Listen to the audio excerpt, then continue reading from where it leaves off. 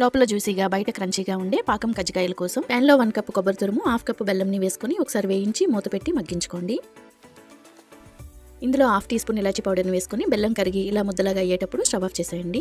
ఒక బౌల్లో 1.5 కప్పుల మైదా పిండిని తీసుకొని చిటికెడు వంట సోడా, చిటికెడు సాల్ట్ని వేసుకొని ఒకసారి కలుపుకొని ఇందులో 1/2 కప్పు వరకు బటర్ని గానీ నేతిని గానీ కరిగించి వేసుకోండి. కొద్దిగా వాటర్ని యాడ్ చేసుకుంటూ చపాతీ పిండిలా సాఫ్ట్గా కలుపుకోవాలి.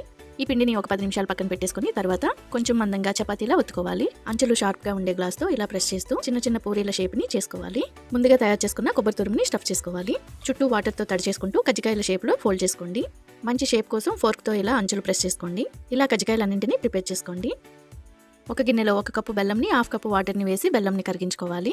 ఇందులో కొద్దిగా ఇలాచి పౌడర్ని వేసుకొని ఈ పాకం కొంచెం స్టిక్కీగా అయినప్పుడు స్టవ్ ఆఫ్ చేసేయండి. డీప్ ఫ్రైకి సరిపడా ఆయిల్ని హీట్ చేసి మనం ప్రిపేర్ చేసుకున్న కజ్జికాయల్ని వేసుకొని గోల్డెన్ కలర్ వచ్చే వరకు వేయించుకొని బెల్లం పాకంలో వేసుకొని ఒక 10 నిమిషాల తర్వాత ప్లేట్ అవుట్ చేసుకోండి.